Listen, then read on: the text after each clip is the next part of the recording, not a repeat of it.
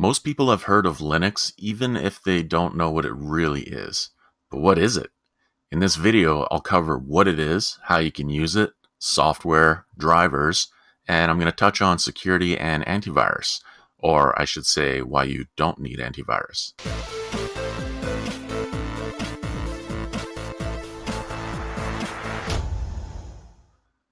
Technically, Linux is just a kernel, the core component of the operating system that interacts with your hardware and various running processes. What you see when looking at desktops like this is really called GNU Linux or GNU Linux, where GNU stands for GNU's Not Unix. GNU is a free and open source collection of software.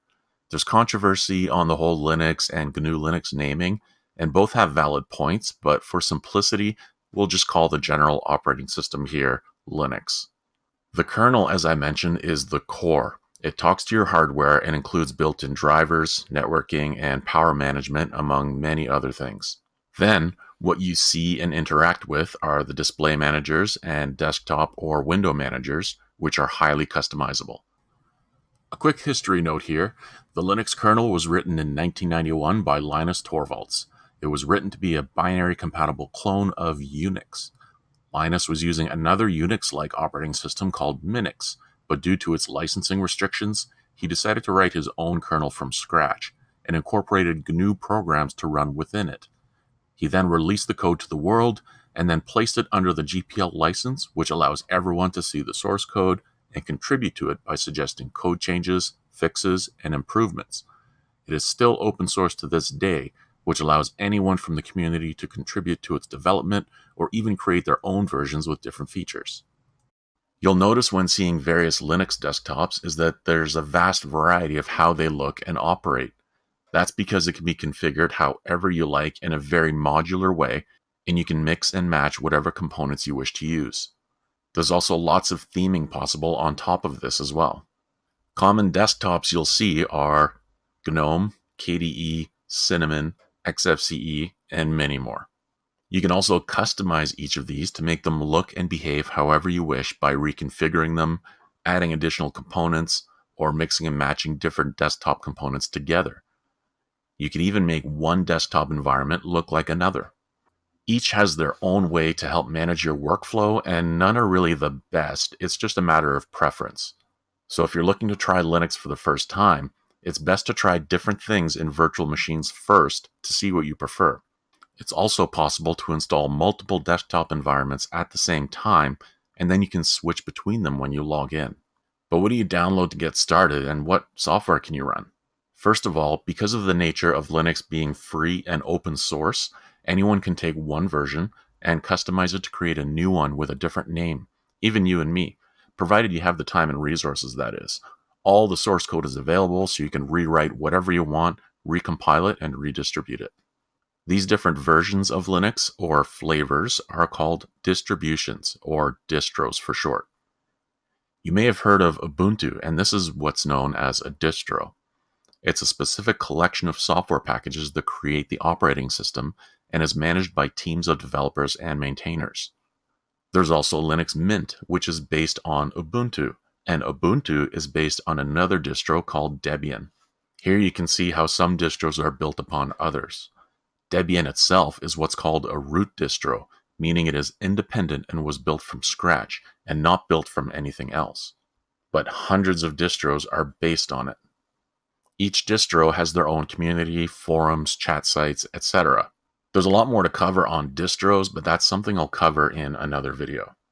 So just like desktop environments, distros are a matter of personal preference. I encourage you to try out several distros and see what you prefer. This is commonly known as distro hopping. You can even install multiple distros on your computer at the same time and choose which one you want to load when your computer boots up. This is called dual booting or multi-booting, and you can also even keep Windows as well.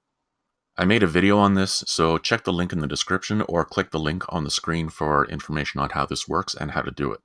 As for software and gaming, there are plenty of applications to choose from, and they're all free. All the basics you need to run a desktop are available. You have file managers, which have all the same basic functions of Windows Explorer or Mac's Finder, and they can also access USB sticks or other partitions on your computer, even if they're formatted for use in Windows. You have the familiar home directory with the usual documents, downloads, and so on, but if you venture outside of that and browse the drive, you'll find it very different from Windows. But if you're interested in that, check out my video on Linux directories explained. There are lots of media players which support almost all video and audio formats, and you can even install Spotify. You also have common web browsers such as Firefox, Chrome, Brave, Opera, and you can even run the new Microsoft Edge browser, which is currently available as a preview build for Linux.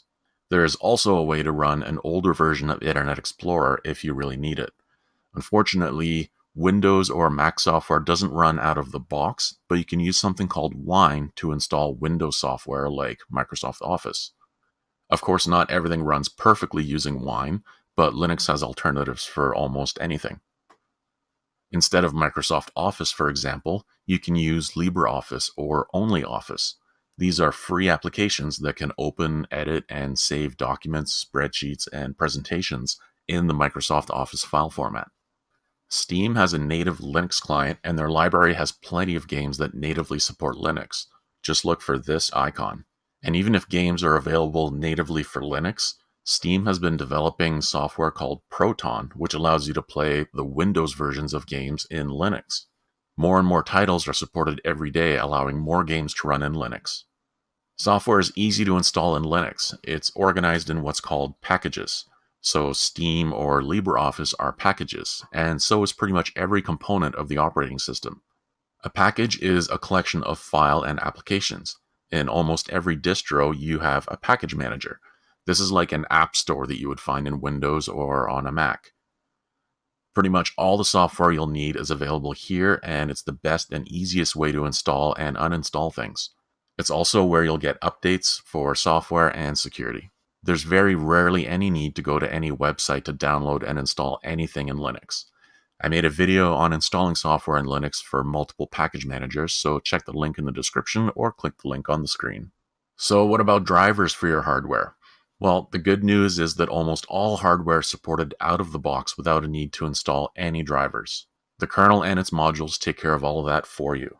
The most common devices that require drivers to be installed are NVIDIA graphics cards, and that's because NVIDIA does not release their code for Linux developers to work with. Most distros like Ubuntu and Mint have easy ways to load the proprietary drivers if you really need that extra performance. But out of the box, the open source Nouveau drivers will work pretty well for most cards and games. If you're using a different distro that doesn't have a built-in proprietary driver installer, they usually have a wiki or some kind of instruction that will tell you step by step how to set up the proprietary drivers. Another thing I'll mention while talking about hardware is it runs great on old hardware because it uses less resources and less memory. So if you have an old laptop or desktop kicking around that is just starting to get slow and Windows is just chugging along on it, you can just format it, install Linux on it, and I guarantee you it'll run a lot better. So what about security and viruses? Well, one thing you'll notice is that people who run Linux don't run antivirus software, and there's a few reasons for that. Linux is built secure from the ground up. Your regular user account can't do much to damage the system, so any software that does get into your system can't do much. In order to access system files or install or uninstall software, your system will prompt you for your root password. The root password is what you set when you first install Linux. This password is what gives a running process elevated permissions to do things. Without it, you can't do a whole lot. Linux is also very compartmentalized, so processes only have limited permissions unless you specifically grant them. Even downloading an executable program from a shady website doesn't mean it can do anything unless you've given that file permission to be executed. This is where using the package manager or software center gives you yet another advantage of knowing that whatever software you're downloading is safe and secure. All these reasons that I mentioned are why viruses are almost non-existent for Linux. Trying to make a working virus to attack Linux is much too hard and is usually pointless. You will, however, see antivirus software that can run in Linux, but this is usually made for people who are running file or mail servers that will be accessed by Windows machines, and are intended to protect the Windows machines that are accessing those files, and not really required to protect the server itself. So why doesn't everyone use Linux if it's so great? Well, some people don't like change. Others need specific software that is only available in certain operating systems. And some people just find Linux to be overwhelming and complicated. We've all seen the movies where someone is hacking away on a supposed Linux machine that's spewing out all this code in multiple windows and someone's typing away furiously. Well, you can set up something like this if you want to, but the reality is that Linux has come a long way in recent years. It's really quite easy to install, set up, and use. Everything is all graphical menus and easy to navigate. Back in the 90s when I installed Linux, it was not so easy and needed a lot of manual work to get it up and running, but that's all changed. Perhaps it would surprise some to know that Linux is actually all around them, and they use devices that run Linux every day.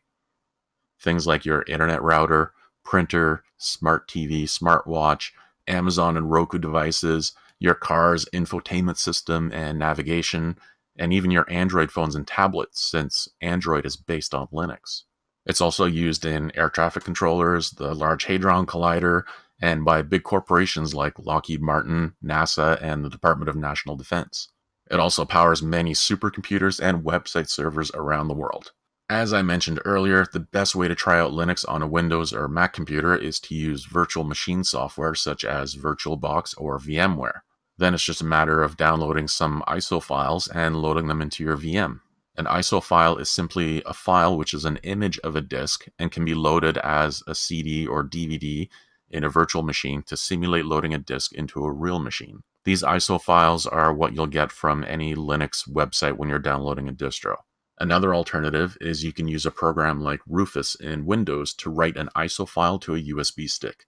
Then you can boot off of the USB stick to try the live version on your hardware without installing it, and you can see if you like it while ensuring that it will run on whatever hardware you're using. Doing it this way will also give you a better idea of how it will perform on your hardware as opposed to running it through a virtual machine. So if you're curious about Linux, I hope you give it a try, give it a chance.